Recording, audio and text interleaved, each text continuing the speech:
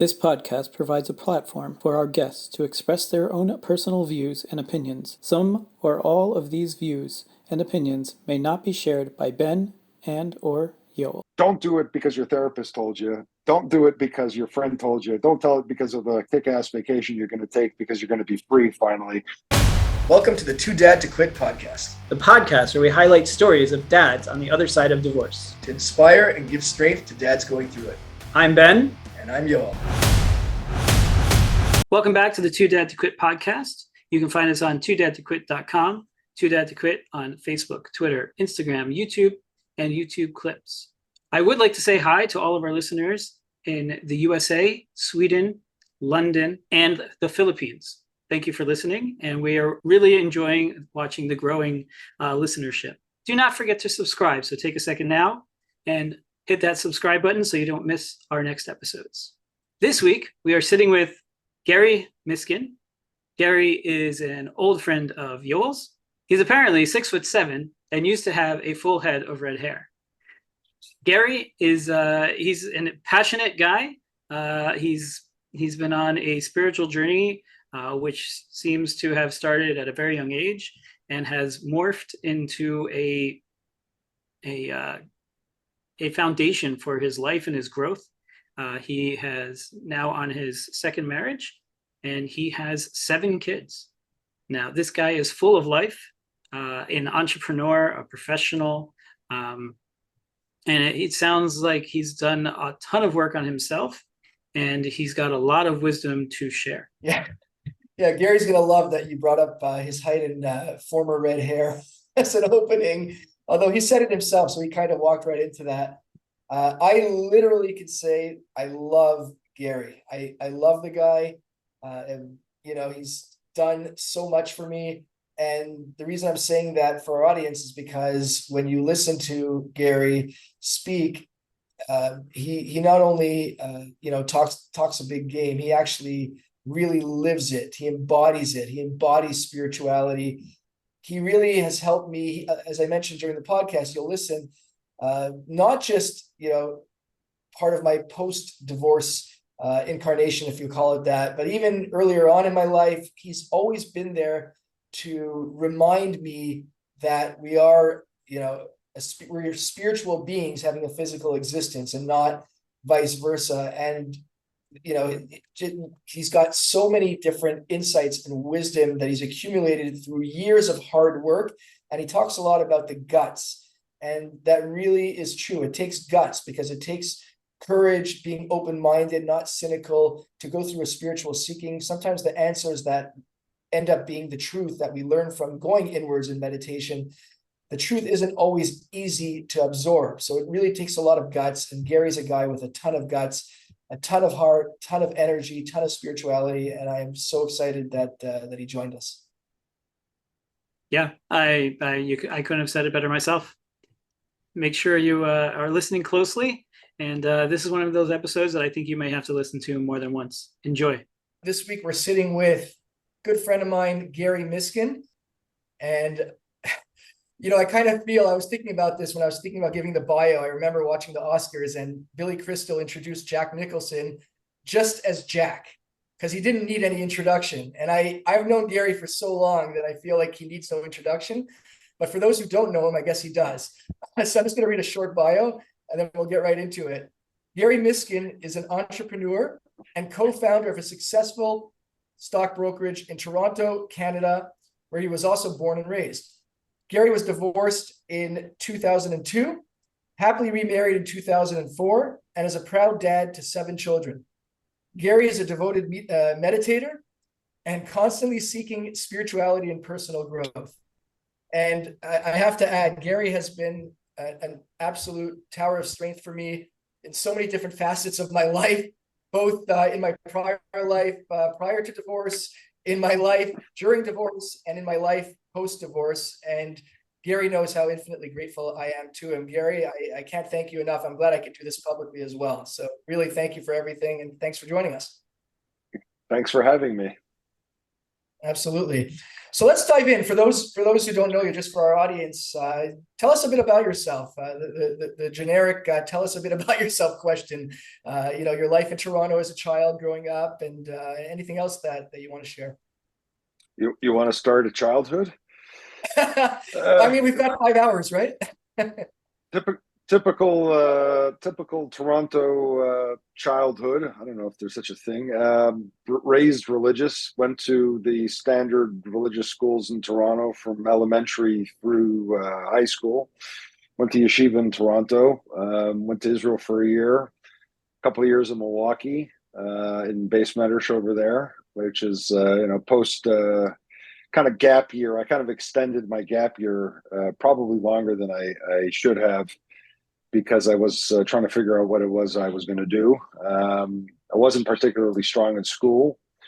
I had a natural, I guess, a knack for communicating. So I became a salesman. I was a coffee salesman. I used to sell office coffee services. When you go to your lawyer's office, as an example, and they offer you a cup of coffee, I was the guy that was selling that. And that lasted for, I don't know, 3 or 4 years. I was married as a young coffee salesman the first time. And then maybe 2 or 3 years in, I realized that this wasn't going to cut it as far as a career. And I had a friend from New York who was in town visiting for the holidays. He was visiting his parents. And he introduced me to some concept I'd never heard of, a business called day trading, which was I was not familiar with. It was basically active stock trading, which was big in the late 90s. So he had a friend who was a couple of friends actually in New York that were killing it. They were making all kinds of money, and he mentioned that I should go down to New York and see what they're doing, because they might have interest in expanding it to Toronto. And a month or two later, I was down there, and what I saw in that office blew my mind. So I signed up right away. I moved down to New York and spent a number of months down there, thinking that in partnership with those guys, I would open a shop in Toronto and just do what they were doing. It didn't exactly work out that way. It was a series of events that kind of led me to meeting the fellow who was going to end up being my partner. Different business. It kind of morphed into the online discount trading business, though it did start with day trading. And that was 20 plus years ago, and it was a pretty good run. And there's been some ups and downs and highs and lows throughout that period of time, but kind of brings us to where we are today. I was married, I guess, that one time in my early 20s. That marriage lasted just under 5 years. I was off for a couple of years, and then I remarried wife number 2, and that had a lot better luck with that one than the first one. We have 7 children together. The youngest is 2. Wow. So I've been at this fathering thing for a while. I have a bat zakunim, so hopefully that'll keep me young. That means a daughter in my old age. I'm pushing 50. So I mean, that's kind of the long and the short of it. I left out lots of details, but I'm sure you'll ask for specifics. So I have a really stupid specific question. Did you drink coffee? Were you a user and a seller, or you didn't touch the product? It's an interesting question. I was a huge drug user back in the day, and I kicked my habit with caffeine. No, I'm just joking. I was never more than 2 cups a day. Is that on the scale of serious caffeine addicts? I don't know where that ranks, but I rarely missed a day. But my love for coffee was not what got me into that role as a coffee salesman. It was kind of process of elimination. I didn't have any other options. It just seemed like it was available to me, and I took it. And I didn't hit any home runs in that industry, but I did manage to make enough of a living to basically, get my business career started. And did you enjoy the sales process, or was it like just a grind? Because I worked in sales for a bit of time, and it was a great experience. It was a tech startup, and I enjoyed many aspects of it. But the actual sales process, which was what I was doing, I did not enjoy at all. I actually had a few other stints in sales. including telemarketing. But how did you find the whole sales process? Because you're more a business development guy, right? If I understand correctly. Well, it started in sales. I actually enjoyed it. The back in those days, it was basically a Scott's directory, which was like a business list of all of the companies in a geographic area, and a number of employees, and you don't really know who to ask to. You're basically coming in cold with a receptionist and trying to charm the receptionist to getting you to the right person, and over time, trying to develop a relationship inside of the company with the right person. And the larger companies take longer, obviously, but the process I felt was an exciting process because you're starting with nothing. It's all you're using your mouth to charm people. The product wasn't as better than what anyone else was offering. The service wasn't any better. You're basically in on personality, and when you close the sale, I found it was pretty gratifying. It wasn't a particularly good company, back in those days. It's still around. I think it's probably managed better now than it was back when I was working there. But that like every other job, there are aspects of it that I enjoyed and things that I enjoyed less. But it wasn't. There wasn't major profit upside in that business for me personally to make it a long-term thing. But if I had to compare it to going to university for 4 or 5 or 6 years, I probably learned more in 6 months trying to bullshit my way into offices to sell coffee than I would have taking undergraduate courses and intro to business or whatever else. So that route worked out for me, and helpful later in life in business. When you were a kid, were you like a weaseler? Like, were you trying like lemonade stands and all that stuff, or this just came later because of your communication skills?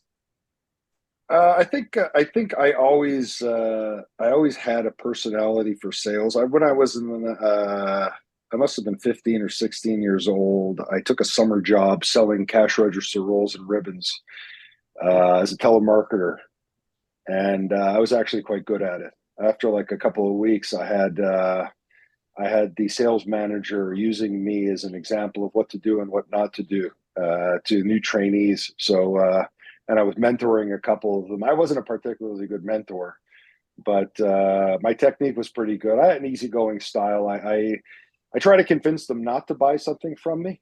And I find that not only do they not listen to that, they never heard of that from a salesman before. If you kill them with honesty, they tend to buy things.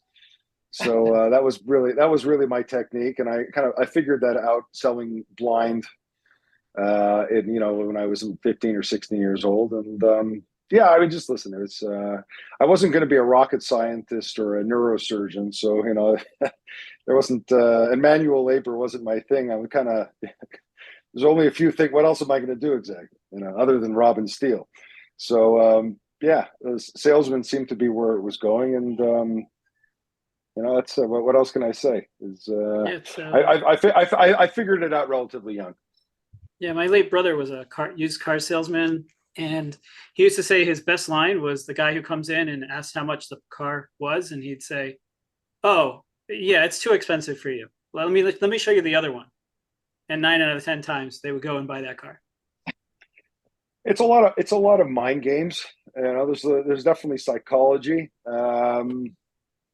You just try not to be too nefarious when you're playing mind games with people. I have a sense of humor that I use to my best of my advantage, and trying to be likable. And I wasn't a hard closer.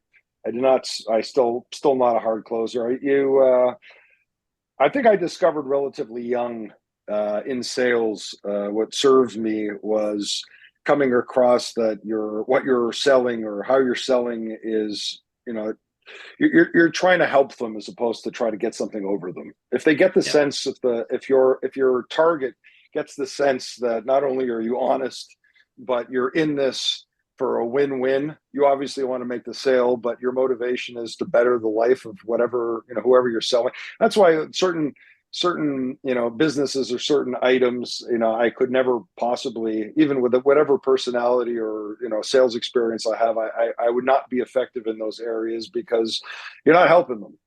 And Yeah. I could probably sell anything to anyone if it was actually going to better their life, because I'd be coming across as, being, honest and earnest, and they can tell, and it's easy to sell when you're dealing with someone who you actually feel has your best interest at heart. So that was really my goal. Yeah, How I did 100%. how I did that in the stock market is another mystery. Selling people trading services. That's but yeah, I told her, back in the early years when I was facing off with all of our clients back then, I was really I was the face that you saw when you walked into the office. I would tell people, you have no business trading. If I were you, I would spend the $4,000 or $5,000 that you're going to lose on experimenting with this, and buy your wife something nice, because at least at the end of the 2 months, you'll have the same amount of cash left, but at least your wife will have something nice. Right. So not only did they not listen to me and open up a trading account, they told their friends. So Yeah. it pays to be honest in sales. I couldn't agree more salespeople should adopt that technique. Yeah, I couldn't agree more.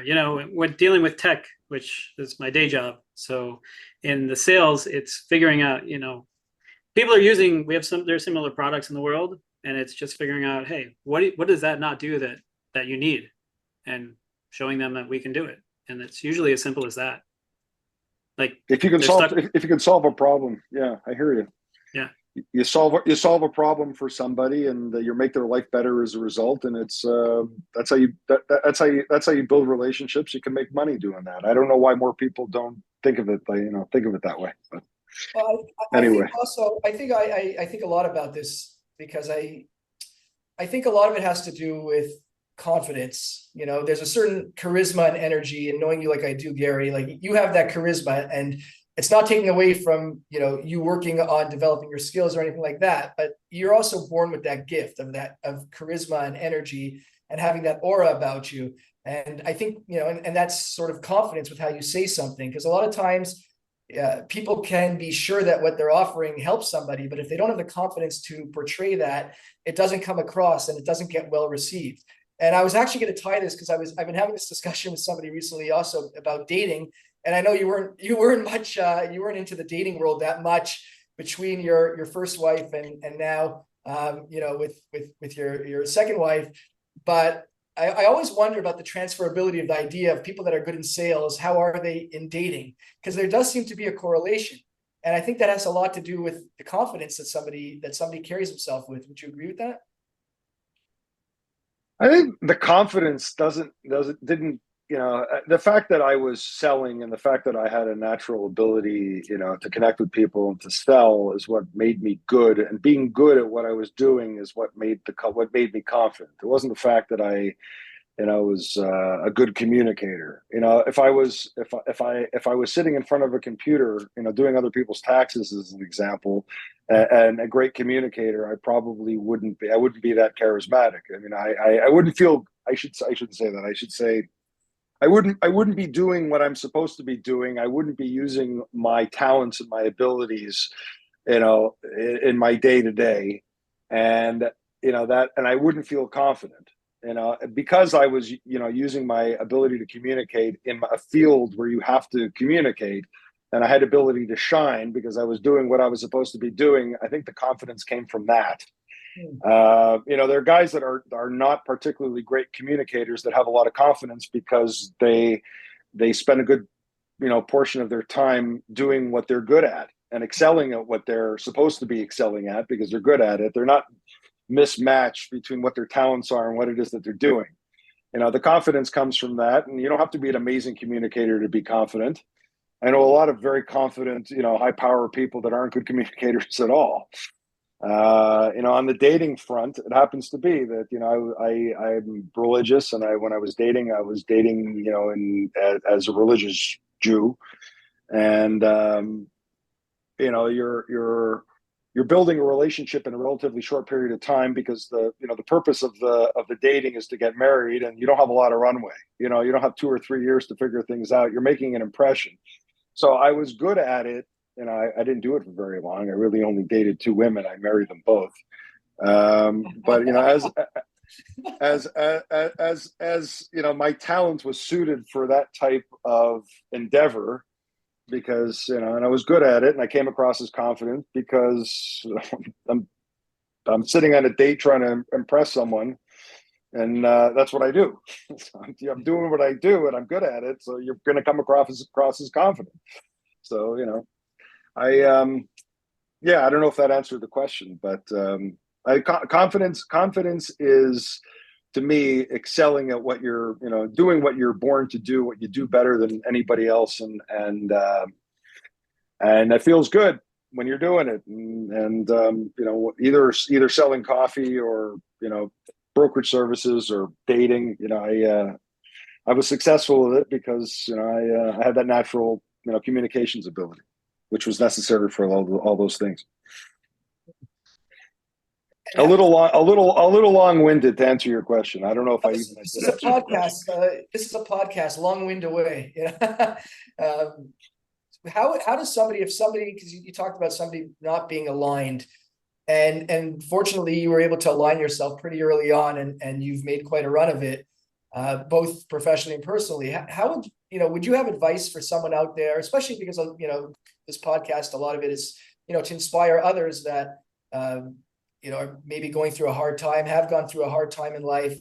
How do you, and probably don't feel very aligned, how would you, what would you suggest to somebody that's sort of feeling like in a rut, not feeling aligned, just whether it's personal, professional, both? Any sort of advice for someone?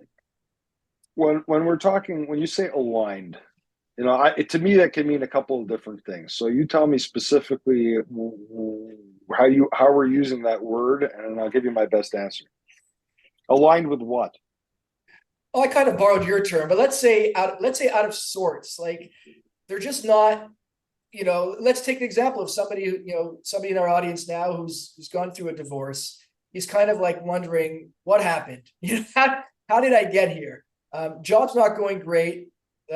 Family situation has collapsed, and like, how do I turn this thing around? Like how did I get here? So I know I'm asking you this not to put you on the spot, but also because you were such a support for me when I was going through it. And I'm just curious, and I wish I could say I remember exactly what you told me, but we've had so many conversations that have spanned so many different topics, and we can get into the meditation and the spirituality. And I definitely want to go there. Ben's favorite topic, but is there anything that strikes you, let's say you're sitting down with someone, or, think about when you were sitting, well, I don't want to get personal about myself, but, somebody's feeling out of sorts, how would you sort of approach it? Because you do take on that mentor role. I'm not the only friend you are. You're a friend to many, many people. I'm not the only one. So what sort of, approach would you take? I'm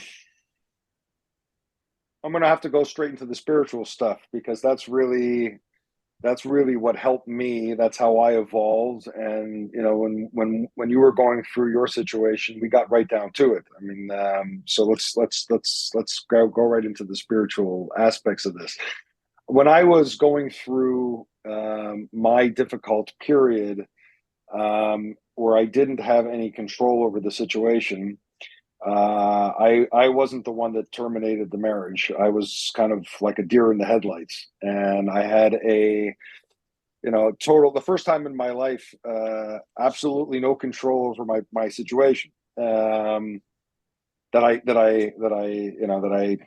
I'm sure there were other times in my life where I had no control over the situation, but that was a lengthy, emotional, difficult process where there was really nothing that I could do, and I couldn't fix the problem. And I started. I was raised religious, so I kind of defaulted into religion, because it was something that I could hold on to. It was something that would it gave me a structure for dealing with difficult times. And I spent a lot more time in shul, during that period, and I was learning more during that period. And somebody handed me a book about I think it was like autistic kids or kids with in Israel that were, had I don't even know what the medical condition was, but they were the filter between their brain, and their conscious mind that you have and that we have was broken. And there was they were at homes and you couldn't communicate with them. And someone in Israel developed a technology using a keypad and a wand to communicate with these kids. And I forget the name of there was a facility. It was facilitated communication, I believe is what they called it. It's been 20 something years since I read the book, so you have to forgive me. But I do remember about the book that it made an impression on me in that that facilitated communicator was dealing with all these different kids and taking transcripts of the conversations that they were having. They would use a keypad, and they would, the kids, if you could understand what they were saying some really really deep things that they couldn't possibly know. You look at them and you would think that they'd have the intellect of a 2-year old. The reality was that they were very, very, spiritually connected and very, very deep. The problem was in communicating with them, and the reason that was because the filter that exists between our souls and our intellects that we have, most healthy people have, which doesn't give us access to the higher aspects, or it doesn't give us access, I should say, to the higher aspects of ourselves.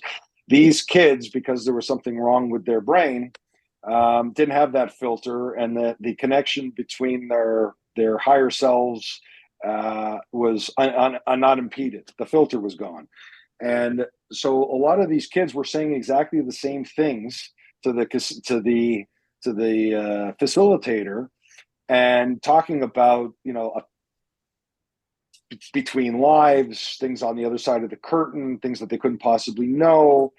And I was reading, and so the facilitator collected the transcripts and made a book.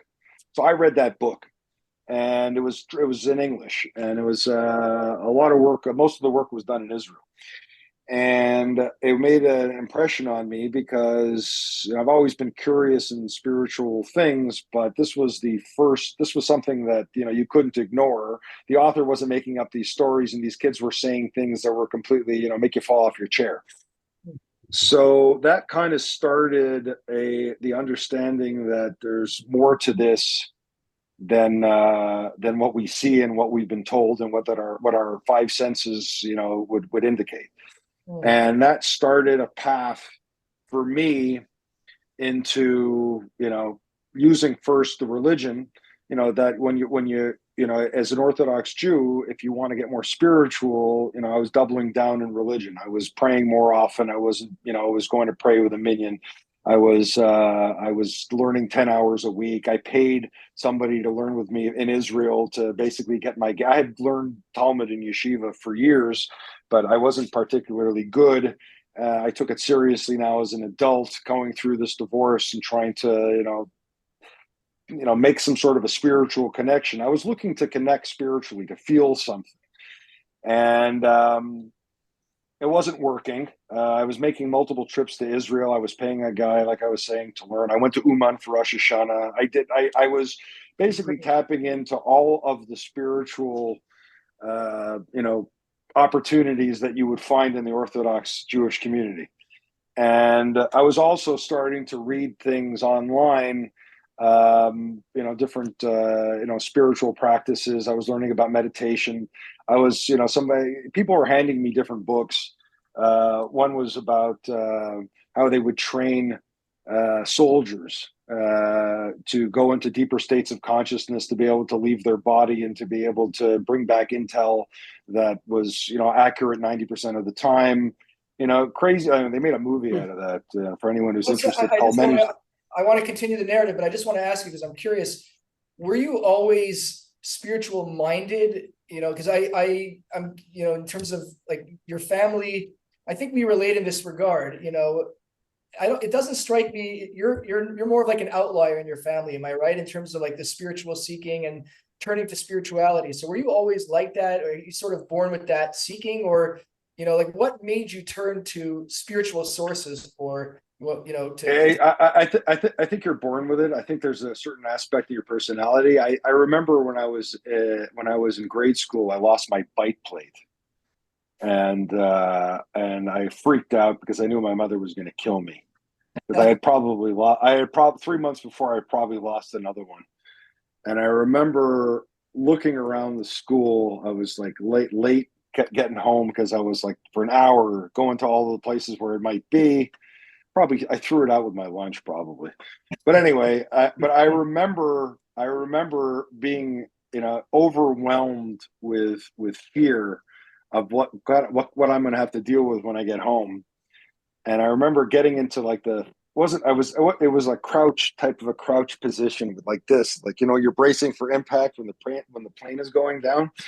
And I remember singing a song that I had learned years before in kindergarten about, please Hashem, please help me now.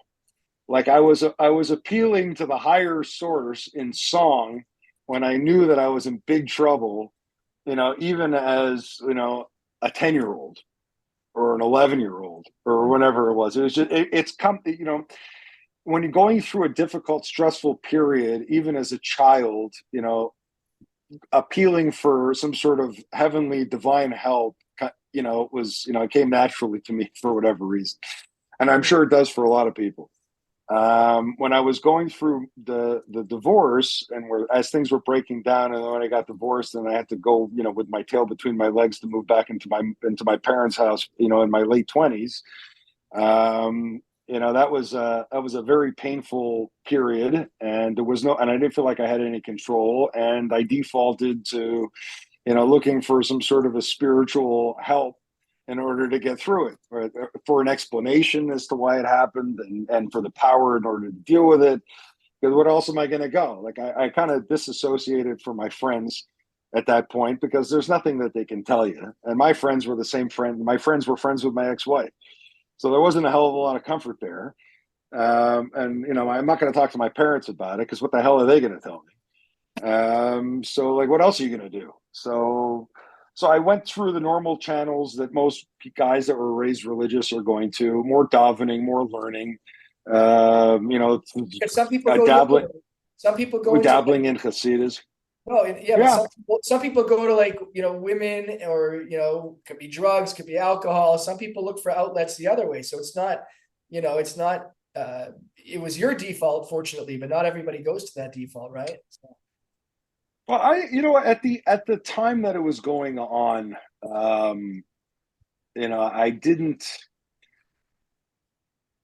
realize I was going to be married a year and a half later, or whatever it was. I didn't realize it was going to happen that quick, but I knew that there was only going to be one, lifestyle, that an enduring lifestyle. Like I knew that long enough. I knew that,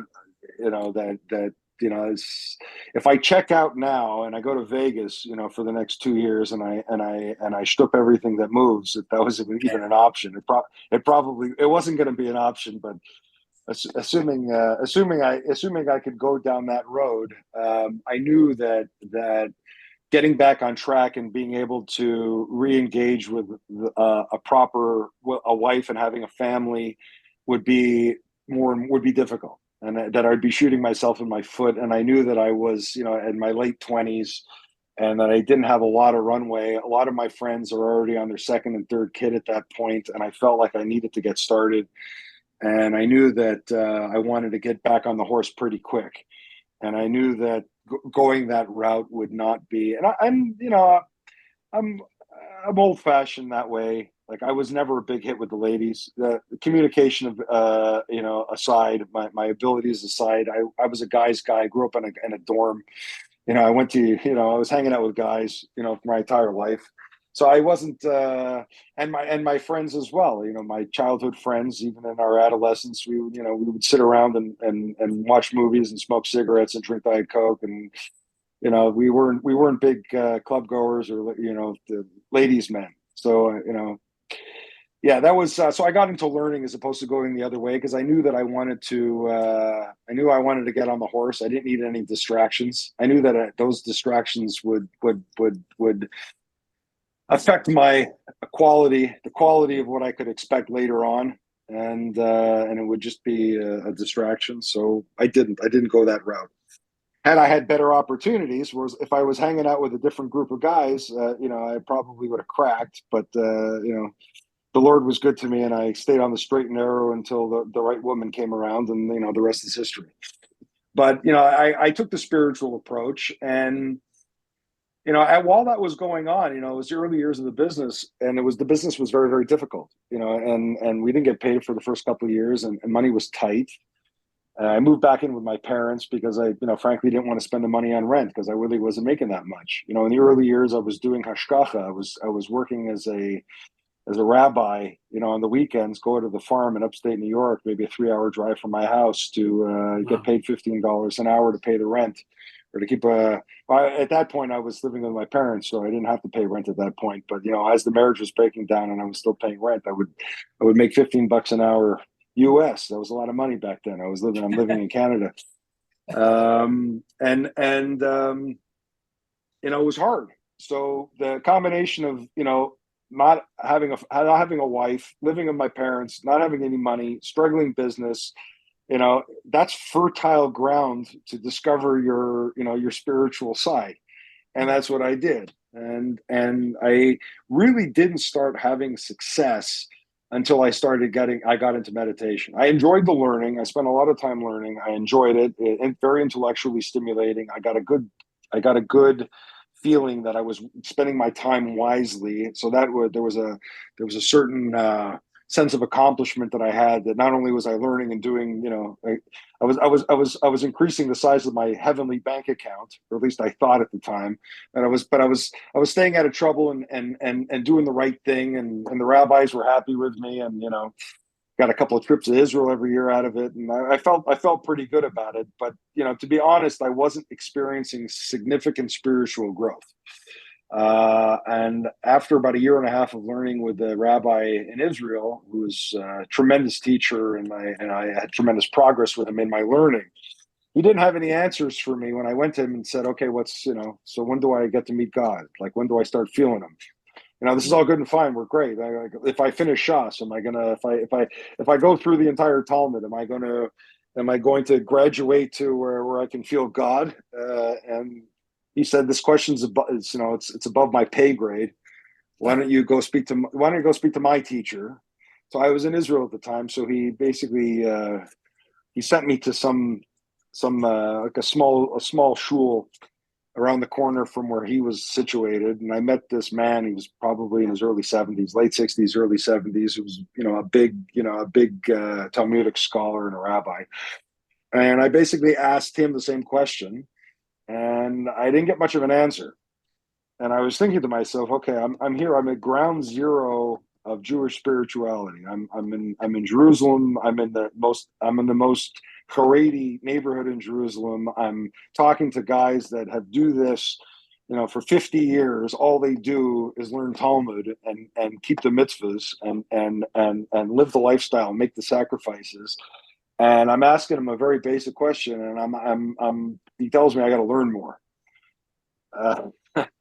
So that was kind of the beginning of the end of that. Not that I've given up on the religion. I have a lot of I am religious. I raised my family religious. I spent a lot of resources in that, but I don't believe that is the path to enlightenment.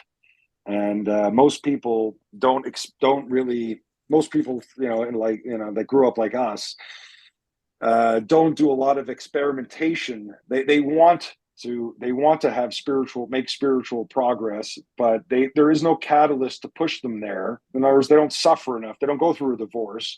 They go through a business difficulty or failure in order to really seek it out in a focused way where they're really putting a lot of time and energy into it. The way, I'll tell the group that's listening to this, have you gone through a difficult period? Okay, that's great. It doesn't feel great, but you're you're blessed in that you have the opportunity, if you choose to do so, to get serious about your spiritual truths and delving into that and finding out what you really are and what you're made of, more so than, the guys that have not been through that trauma, who, their life's not that great, but they have, it's good enough not to, they're not on their knees and they're not seeking the same way that we're seeking.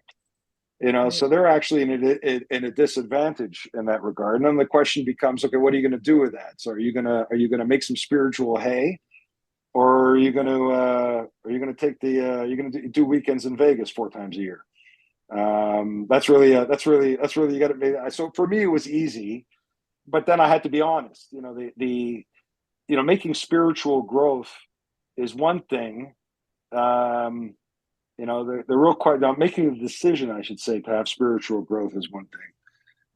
Knowing what you got to do to get there is another. And when I started, how I started my spiritual journey is not where I'm at right now. It's kind of twisted and turned and has become something else completely. And so making the decision to go down that road is great. Once you're on that road, being honest in what's working and what's not working, and putting yourself in an uncomfortable spot to break with everything that you've been told about spirituality and the soul and God and what He is and what your relationship with Him is and what it is.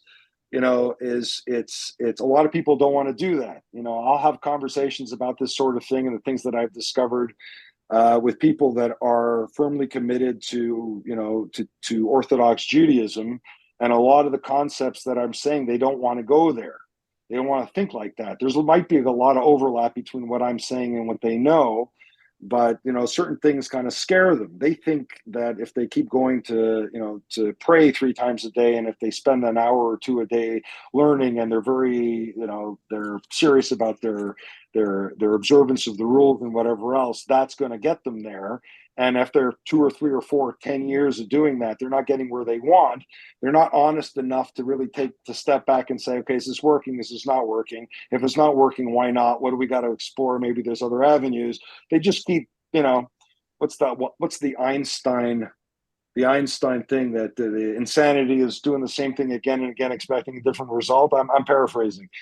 Yeah. That's what I mean. The guy, assuming that you've reached the point where you want to achieve some sort of spiritual growth, that's great. But do you have the guts to make an honest assessment while you're on that road, whether or not your time, effort, and energy is being rewarded with progress? And if it's not, do you have the guts to be able to segue off into something else that actually starts to work?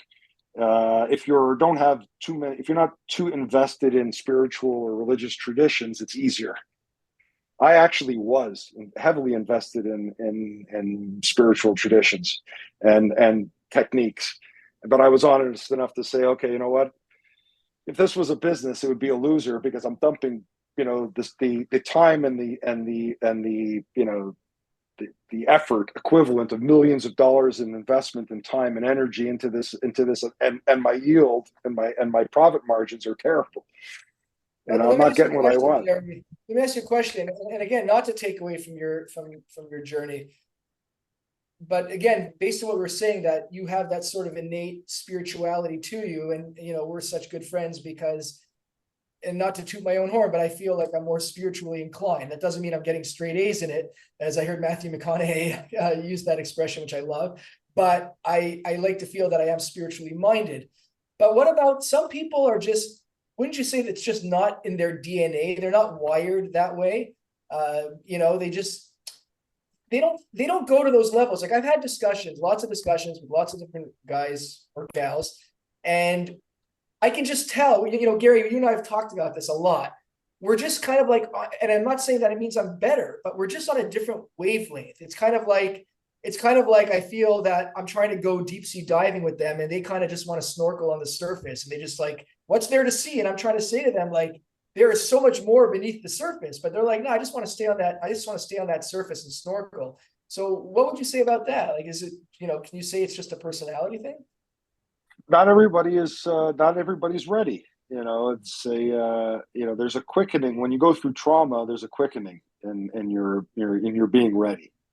There's when you're on your knees, there's you're a lot more inclined to listen. Now, is everyone who goes through a traumatic type of experience going to take to it the same way or need it the same way? No, because there are, you know, without getting too into the woo woo. I don't know how woo woo this podcast is, but if you want to go a little bit Depends nuts, if you ask Ben. all. It depends if you ask Ben or me. Well, I'll go as smooth as you want. Sorry? I'm gonna risk offending whoever by getting into some woo woo over here to answer your question. The way that I answer that question is with the knowledge that I've picked up on my spiritual path. One of the things that I was interested in, and it really came from that book about handicapped kids who had tremendous spiritual knowledge in spite of the fact that they couldn't communicate. The idea that we have a soul, and the idea that that soul is connected to all that is and has had many lives. The idea of past lives, the idea of past life regression, the ability to go into your subconscious and pull out memories of previous lives. And it's not just one or two, it could be hundreds, it could be thousands. We're infinite. Souls are pieces of God. They have no beginning and no end. We're infinite creatures, even though we don't think so when we're in physical form. We're robbed of that larger reality, but but subconsciously it's there, and the memories are there. Some of us have had thousands of lives. Some of us have had hundreds. Some of us are relatively new to souls incarnating as humans, and you see it in children. You can have a family. We have 7 kids in our family, thank God, and they're raised in the same conditions. We don't favor one over the other, and they're completely different. Each one is completely and totally different, and they have completely different personalities. And some of them, are more inclined to give you the shirt off of their back, if you ask for it. And others are selfish and don't share their toys the same way. We'll see what they're like. We'll see what they're like when they're adults. But as children, and you don't teach this; it comes natural. So what's the explanation for that? The nurture is the same. There's something different in the nature. And the explanation that I got into Dolores Cannon. Dolores Cannon, anyone who's interested can look her up online. She was basically the queen of past life regression. She developed it. She started doing hypnosis, I think, in the 50s or 60s, and that's back when it was for quitting smoking or losing weight. But through her experiences, she started realizing that her clients were talking about things they couldn't possibly know about, and she wrote 20 books and has thousands and thousands of hours of transcripts of sessions that she's done. And everyone, more or less, when they're in a deep state, says the same thing. We come back again and again and again, and we learn, and we have experiences, and we clear off karma, and it's really a fascinating thing. A human life and what goes behind it, what's going on behind the scenes is really, from the information. It's one thing if somebody tells it to you. It's another thing if you're hearing it from thousands of different people that have nothing to do with one another over the course of a 50-year career. And she's not the only one. Dolores Cannon, she passed away a couple of years ago. She wasn't the only one that was doing it. There was, there's plenty. Yeah, he's another one. There's a whole bunch of psychiatrists and psychologists that are, they feel more comfortable coming forward and talking about these things now. 20 years ago, it would have cost them their medical license if they would come up with the idea that there's souls and past life regression and that type of stuff. It's like, what kind of a quack is this? Turns out, once you start studying it, start learning it. I actually took the course. I did some past life regressions on myself, on others. You realize that there are old souls and there are younger souls. The older souls tend to be more giving, more selfless, more capable of, understanding spiritual concepts. They're just deeper. And younger souls tend to be a little bit more selfish, a little bit. And it's not it's not, we don't look down on younger souls. We were all younger souls once in a while. When I go into a classroom or a kindergarten and I see some kid peeing all over the floor, I remember back to my days of peeing on the floor, and how do you get angry at him? The kid's he's only 6 years, 5 years old. Like, well, what are you going to do? If he's doing it when he's 30 or 40, you got a problem. So the same thing with so young souls. So to answer your question, some people are very quick to talk about it because they have it in them. First, they probably went through some sort of a traumatic period over here, and you've got their ear. They're motivated to listen. But once they're listening, the spiritual concepts will resonate with them easier if they are riper, if they've had more lifetimes, if they're more receptive that way. Other younger souls are less receptive, and the programming, things that they were taught or whatever else is really. I mean, you saw a lot of it during COVID. I don't know if you want to go this way. You had some certain people that were open-minded about the possibilities that there's something wrong here and this is not exactly right, and they were very resistant to get vaccinated or to listen to what the official story was. And there was something in their stomach that they listened to saying this is not right. And there were others that bought it hook, line, and sinker. And if you try to convince them that they're crazy for listening to this madness, they look at you like you're crazy, like you're the crazy one. Some So people I have a question for you. Can Yeah. you tell us what regression experience is like? You said you've done it on others.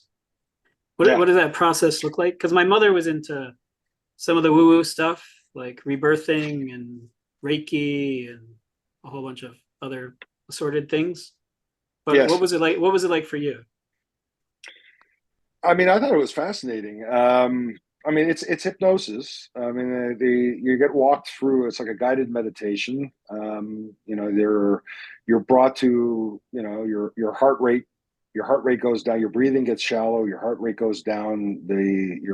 You're basically focusing on with the help of your guide or your facilitator. You're brought to a very deep level of mind where you don't lose consciousness, but you're looking at your mind through your mind's eye. You're looking at images, and you're being asked questions by the facilitator and answering those questions. And the longer you spend in that state, and the more absorbed you get into the movie that you're seeing in your mind, the more you lose your grasp on who you are, and the more you become that character that you're witnessing in your mind's eye. You're seeing The through the images eyes of are God. the images are from the facilitator, or they're images in your mind? The images are coming from your mind, but the facilitator is pushing you through different scenes. Okay, where are you now? And you're looking in your mind's eye, and I'm in a town that looks like something that from 400 or 500 years ago. The buildings look different, and I'm looking at the people. What do they look like? What are they wearing? And where are you going? I want you to take me to your house. This is the facilitator talking. The facilitator, so you go to your house and you walk in and you see someone who's there, and tell me the layout of the house. And you're describing it, and sit down, and what are you eating? It's dinner time. What are you eating? Where are you going? And the facilitator is basically walking you through important things that happened during that life, asking you who you were, and you have answers, and it's coming right to you. It's like the memories are coming back, they're flooding back. The entire the episodes are being recorded. This particular type of past life regression actually is interesting in that the facilitator will take you to the last day of your life in that lifetime, and then take you through your death, then to the death scene, and then to the other side, and then basically conjure up your higher self. The soul that had that experience in the physical body is now disassociated from the character that was witnessed or that was experienced in that physical body, in the memory. And then questions can be asked to the soul that has been taken to the other side of that life. And that's when it gets interesting, because now you're asking, okay, like, what happens on the other side of the curtain? What was going on before you came into that life? Why did you choose that life? What went into and considering, what was the process of choosing that life over something else? What happens after you're done? You're through that life. Now, who meets you? Where do you go? What's next? What's next for you? All of those types of things. And like I was mentioning before, there's thousands and thousands and thousands of these interviews and transcripts, and everyone's more or less saying exactly the same thing. And these are people that don't know each other. And they're corroborating with one another, what happens before you come in, what happens when you go out, what is the purpose of it, there's groups of us, it's like an acting troupe, there's 10, 15 of us in a group, and we'll come into the movie of a life that happens from like from the 80s, 90s, 2000s, for that period, and then a lot of us come out, some earlier than others, but we reconvene on the other side of the curtain. We take stock of how that play went, and then a lot of us come in to the next movie. It can happen in another period, and Gary, the roles that you let me jump in. Sorry to cut you off, but also I want to be mindful of your time. You've got a firm stop soon. We want to get a bit into your family, and we've got some questions we want to ask you. But obviously, it's a fascinating exercise, and I just want to tie it together for the audience in terms of how does this help facilitate growth and development? Well, listen, okay, I'm glad that you got to that, because these are interesting topics for me. These were the things that I got into in developing my, my spiritual understanding of things and how things work. And you can't really have a real measure of spiritual growth until you understand what you are really, not the character that you're playing. The difficulties that you go through will teach you a lot about what you are, what you're made of. But you got to go inward to understand what your true identity is. And your true identity is a soul that has many, many, many different type of lifetimes, and that is ultimately very, very powerful. And to the degree that you can feel that and know it, and to the degree that the more that you know it and think in those terms, the more you become it.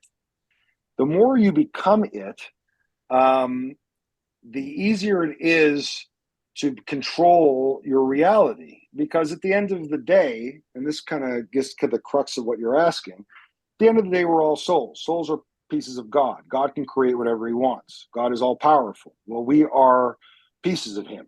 The only thing that exists in reality is God. And this is something that I've discovered on my spiritual journey.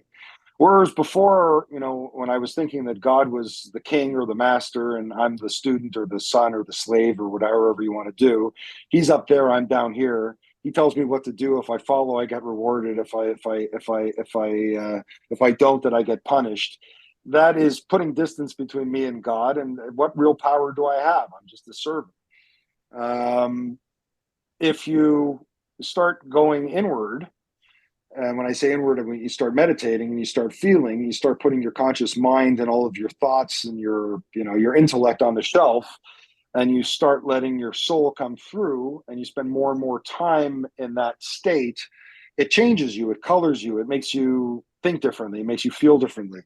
Once you come to the realization that you're a piece of God, the distance that exists between you, the servant, and him, the master, kind of shrinks away, and it becomes one. You become one with it, and then you realize that everyone else around you is also just extensions of the same God. We're all one. The only thing that exists is this one infinite field of energy, which is intelligent, and we're all just aspects of it. Even people that, at least superficially, seem to be antagonists in your life, right? 100%. There is no. Everything is one. I mean, you can have. People don't like the idea that someone is evil, as say a Hitler could be God or part of God, but it's far be it for me to tell anyone the spiritual truth, because who the heck knows. But to the best of my ability, I can tell you, or from what I've seen, there is nothing that exists outside of God, including the most heinous animal and criminal. And it's all part, the worst evil and the greatest good are two sides of the same coin. It's all one at the end of the day. Once you make that realization that you're a part of God, that you are God, and you have the same creative ability, you start to realize that, what you think you are, how does it work? Now that I realize I'm a part of God, practically speaking, what do I do with that information? It's very easy. It's simple, and the elegance of it, the simplicity of it it makes it elegant. What you are is what you think. What you think and how you feel, that's what you are.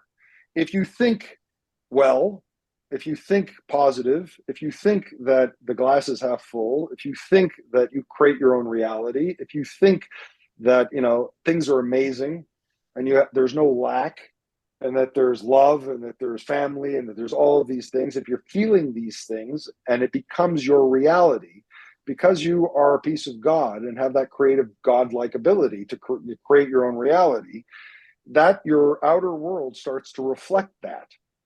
The mistake that people make is they look at their outer surroundings, and their mood is an extension of their outer surroundings. So they look around and they realize their life is a shambles, and they think that that's the reality, and as a result, they feel terrible. So their feelings is a result of what they've seen. The reality is what they're seeing is an extension of what they're feeling. It starts from the inside and works its way out.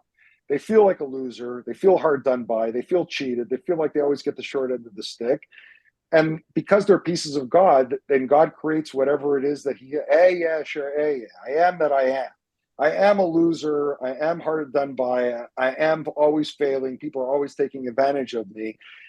Because you're a piece of God, chances are that's what your reality is. That's what you're experiencing. That's your physical, the physical manifestation that you're living is coming from you. If you can get your thoughts, feelings, and emotions under control, in spite of the fact that for the moment your external reality is a shambles, if you can get that under control by going inward and changing your subconscious beliefs, thoughts, and feelings, because you're a soul, if you can recondition your inner workings to believe that life is good, and that success is right around the corner, and that I deserve it. Not only do I deserve it, I'm capable of accepting it. It's coming. I'm just waiting for it. Chances are there will be chances are. I mean, this is the science of it. There will be a shift. Things will change. The problem is that people cannot spend enough time changing their inner reality for it to have a noticeable shift on their outer reality. It takes time. It takes time to go inner, to acquire the skills and the discipline to go inside. It takes time to locate the things that are informing your negative beliefs and just removing them, forgiving them, getting rid of them, dropping the baggage. It takes time and discipline to do that.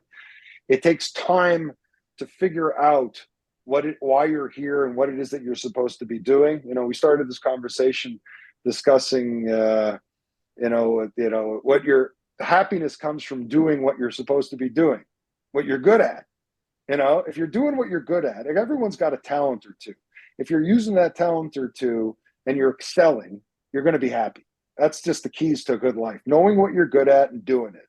There are a lot of people are miserable because they're not doing what they're good at. They're doing what they think they're supposed to be doing. I'm supposed to be a lawyer. I'm supposed to be an accountant. I'm supposed to marry this type of woman. I'm supposed to have this type of family. I'm supposed to have this type of lifestyle. Do you feel good doing it? No. Is it something that comes naturally to you? No. Why are you doing it? I'm doing it because that's what I was told I need to do. That's what I'm supposed to do. I'll be a failure if I do what I want to do. So they spend the next 20, 30 years doing stuff that other people told them to do, not being honest with themselves, not going inward, and then they're miserable. And there's too many people to count that have that. So how do you turn that around? You have to go inward. You have to pull out the traumas so they're no longer sucking your life force energy. You got to figure out what it is that gives you joy, and you have to have the guts to pursue that and do what you're good at and what you're here to do. And then you start seeing some measure of success. Then the outer world starts to shift. Then you start realizing that the outer world is a reflection of the inner world, not the other way around. Then you become very sensitive about what you will allow into your inner world. Negative thoughts, that we used to dwell on for days or weeks at a time, you start noticing them very quickly. After about 5 minutes of feeling like garbage, you realize not only does this not suit me, but it's dangerous because it's infecting my entire field. I got to get rid of it now. And having the discipline to drop it, be very careful about what you let into your inner world, and being, and cultivating only positive, beneficial things in there, your beliefs. Once you do that enough times, what you've done is you're basically coloring or you're programming your subconscious. Your subconscious is then, is what's putting out into your aura or into your field, your energetic signature, your vibration, which is specific to you, which is the combination of all your thoughts, feelings, and emotions. And if you can maintain that field to be happy, productive, clean, beneficial, benevolent, if your life will become that, it will reflect that because you're a piece of God. Now, how can you do any of those things without realizing that you have the power to do that? And how can you have the power to do that unless you're part of the Creator himself? You got to come to that realization. How do you come to that realization? You got to get brought down to your knees. So you need to come to that realization. So I'll tell you, nice folks that are listening to this that have been through a trauma, it might not feel like it at the moment, but you've been given a tremendous gift in that you got your legs knocked out from you. You're on your knees. And now, if you're going to do the work and you're going to be honest with yourself, right, and you're going to start going inward and making the time to do it and changing and uprooting the things that don't serve you and replacing it with the things that do, and noticing a shift and becoming confident in that, you will be able to look 2, 3, 4 years into the future at the time of the trauma and realize, something, greatest thing that ever happened to me. Very, very thankful. I'm very, very thankful that I got divorced the first time. I'm very, very thankful that it was difficult in business. I'm very, very thankful that my life, I see a lot of people right now that are going through what I was going through 20 years ago. They're going through, times were good for a long time for a lot of people. And then, 2008, 2009, there was financial problems. Not everybody recovered. What's going on right now, COVID knocked a lot of people out. A lot of people are suffering through all kinds of things right now. I'm fortunate that I got a lot of that out of the way early. Better late than never. Mm-hmm. But if you're going through that problem right now, ultimately it's for your benefit. You just have to have the wisdom and do the work in order to use it as a positive. And Yoel, you've done it. I've seen it, a major transformation. I've done it. I'm familiar with lots of guys over here that have done it. It's not rocket science or brain surgery. It just it requires going inward and learning about the soul and all ideas that I'm interested in and excited about because they're very powerful and it leads to major life transformation. Love that. Wow. We could talk for hours, but again, more mindful of your time. And Ben, I'll pass it to you. Yeah, that's a whole lot of wisdom in there, and we haven't touched on your daddiness yet. But 7 kids. What are the ranges of ages? So 18 down to 2. 18 down 18 to 2. I got a big spread. Okay, awesome. And your relationship with them, you're running on your own business and the work-life balance. How has that been for you to figure out and manage along the way? Well, fortunately or unfortunately, depending on how you want to look at it, I have not been active in the business that I started in a few years. I'm still associated with it, but it's I have more free time than the average guy. Easier for me. I also have the means to to have some help at home, so that takes a lot of the stress off. And that wasn't always like that. In the early years of meditating, when I would sit there and get quiet and put out there what it is that I wanted, one of the things that I really put out there was I wanted to be free. I want freedom. I want time and I want freedom. And then I learned that, wanting time and freedom is not how you want to go about it, because if you put out to the universe that you want time and freedom, you're just going to continue to want time and freedom. I don't want for time and freedom. I have, thank God, time and freedom. I put out there, years and years and years ago, again and again, I kept hitting it again and again. I have time and I'm free. I got time and I'm free. I got time and I'm free, and I can watch my kids grow up, and it's amazing. And as luck would have it, things kind of developed in that way, more so than any way that I could possibly have imagined at the time. And that gave me the time and freedom to be a father. I'm not the greatest father in the world, far from it. I'm not the worst father in the world either. But yeah, thank God, the family is the family is good. The kids are good. They're well adjusted. There's a lot of love in the home, and we're blessed with that. Thank God. This is a Too Dad to Quit podcast, so we like to ask all of our guests to give a Too Dad to Quit moment, a moment when you were the proudest as a father. You felt, you think about it and your face lights up, and it's a moment you always go back to, or something that happened recently that you were just like, wow, this is so awesome to be a dad, and I'm going to remember this moment. I have a lot of nachas. I got a lot of pleasure from my kids. I get a lot of positive feedback. A lot of them. I was a redhead back when I had hair, and 5 out of the 7 are redheads. And I'm always, so it's a very easy. And I'm also 6'7", so I'm larger than the average fellow. So my kids are largely red and very large. So wherever they go, it's easy to tell that there goes a Miskin. I always get really, really good feedback about my kids, about how they behave. I got an older son, my second one, who's very talented, Baltfila. He prays at the pulpit in the synagogue. And I get a lot of positive feedback. He's very, he's talented in that regard. My older son is, I get a lot of feedback from him. He's just a sweet, sweet guy. Like, he's like the old soul. We talk about old souls, like a really, really old soul. And I got the young ones who are just, one cute thing after the next. Last night, my 5-year-old came over to me before bed, and he was angry. He came over and said, "I want to marry mommy. I want to marry mommy." So I said, "You can't afford her." Nice. Great. Things like that. It's difficult to answer that question. That some of them are of the age where every last thing out of their mouth is and I'm older, right? I'm 40. I'm gonna be 49 next month or whatever.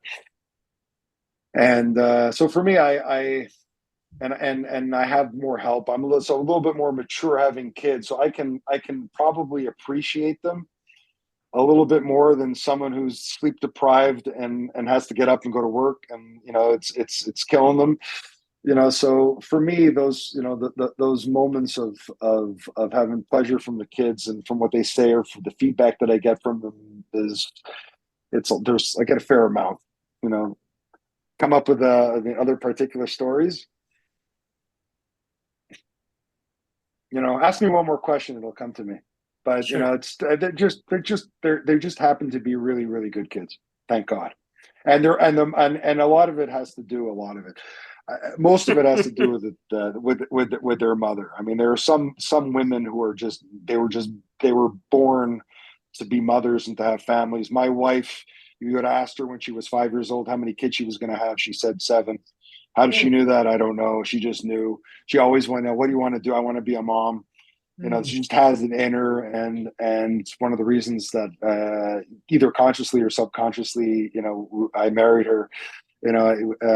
She just and it hasn't always been easy. These kids. I have 2 older ones, and then a 7-year age difference between number 2 and number 3. Wow. And we had a major, expensive, lengthy, difficult fertility situation where, after doing IVF for a number of cycles that were unsuccessful. My wife basically said to me, I'd already been on the spiritual path for a few years at that point. My wife wanted to do another round of IVF, and I told her, I said, oh yeah, you start meditating, or I have a guy that you can go to who will speak about spiritual concepts to you and teach you to meditate and all types of stuff. And if you do that, then your problem is going to be over. If you keep relying on doctors, then we're just going to have more of this. And so I'm not going to pay for any IVF until you agree to go to this guy. And she agreed. She was open-minded. She's an old soul. And the floodgates opened. Maybe, she got pregnant maybe 2 months after she started meditating with this guy. And the floodgates opened, and we had like 5 and 7 years, Wow. After that. So that's the great thing about the spiritual path. If you walk it long enough, the feedback comes back and just kind of, it closes the loop on it, and it reinforces your belief in it. It just makes you better at it, makes you stronger at it.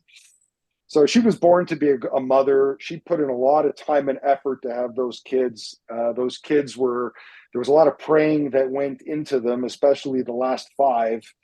And it shows on their personalities and just the overall love and the positive energy in the home that they bring. So it's been a blessing. And I can attest to that. I know the missus and your kids, and I was very grateful to spend time last summer. I can for all our audience out there, I can attest to that. It's 100% true, everything you said. There's a lot of soul in our house, and there wasn't always. And it's a conscious decision. It doesn't just help you get through tough times. It doesn't just help you in business. It doesn't just help you with your emotional and physical health. It helps your family. It extends to your children. It's to your friends, to your relationships. It's like you become bigger. The more soul, the more you go inward, the more soul. The more soul, it affects every aspect of your life. I can't say enough about it. If there are guys on this that are listening to this that are suffering, I can tell you firsthand, we are designed to live happy, productive, balanced, aligned. We use that word aligned. When we say aligned, what we mean is you have your conscious character that you're playing, that ego character that you're playing. The Gershon Miskin, the Yoel Farkas, the Ben Stern, that's the character that you're playing. Then you got the part of you that is God, your neshama, your higher self, you want to call it. If you are mindful of it, and you are talking to it, and you are listening to it, and you are asking it to co-create with it, and it becomes you gradually, it doesn't just benefit you, it benefits everyone around you. Because now you're not just a guy that pays lip service to his soul. You're a soul having a physical experience as a guy. Wow. And so it's your family will be better for it. Your relationships with your kids will be better for it. Beautiful. And then the last thing we like to leave our listeners with is some tips or advice that someone that's listening to this. We also have 20% women that listen to this. We've got now 6 to 10 countries that are listening to this. Someone who's going through this, thinking about going through a divorce, is post-divorce and trying to rebuild. Some advice that you would give to them. In addition to everything else we talked about. I mean, the only thing I keep hitting on the same points. You have to have a relationship with your soul. When you're in, people that have serious life questions, life decisions that have to be made.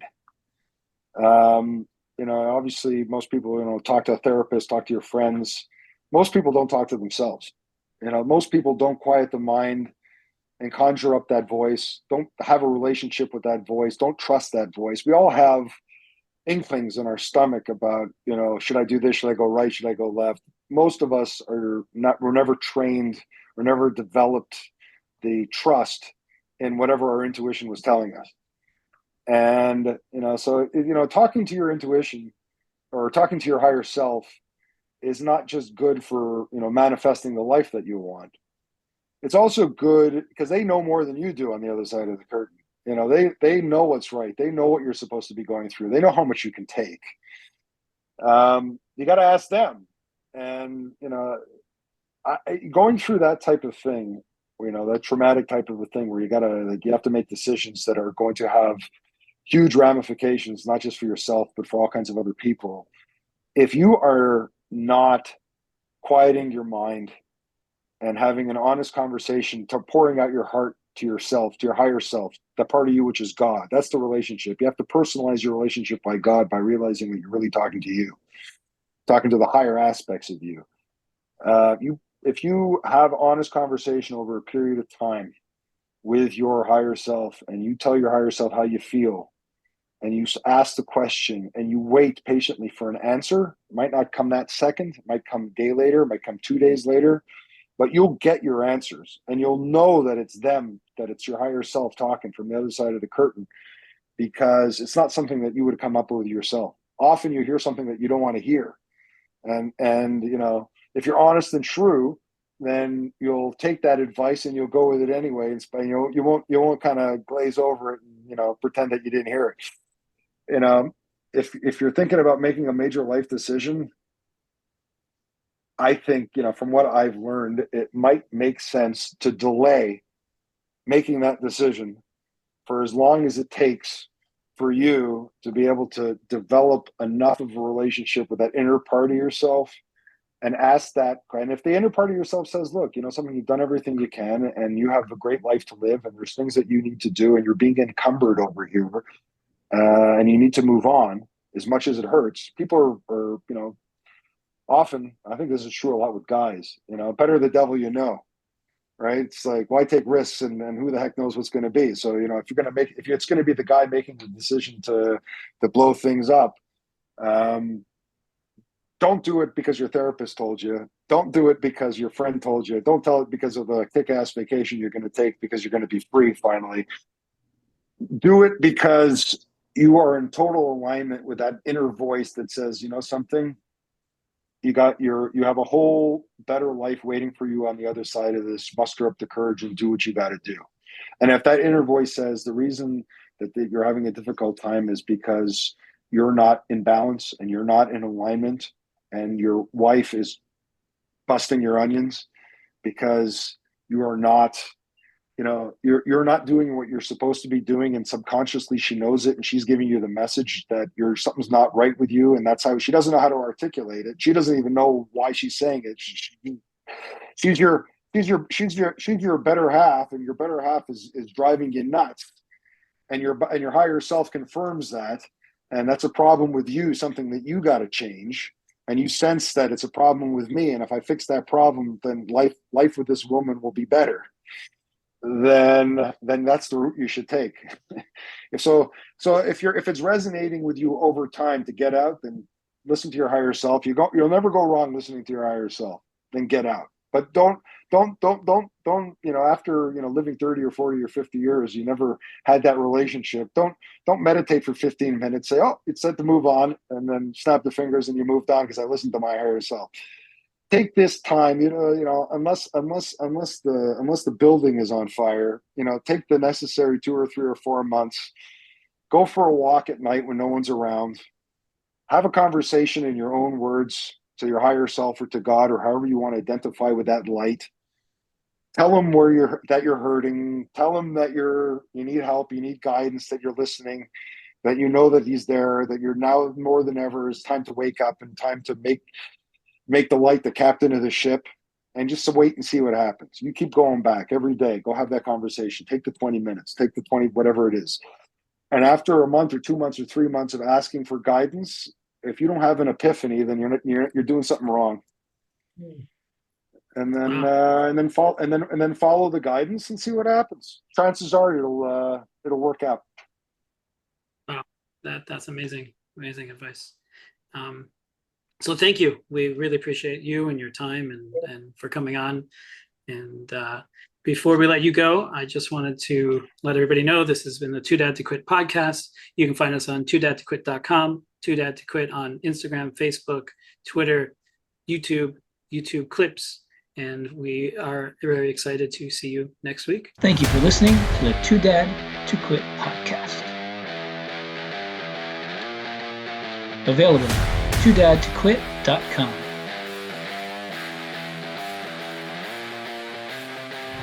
Thanks for listening, and don't forget to subscribe so you don't miss the next episode.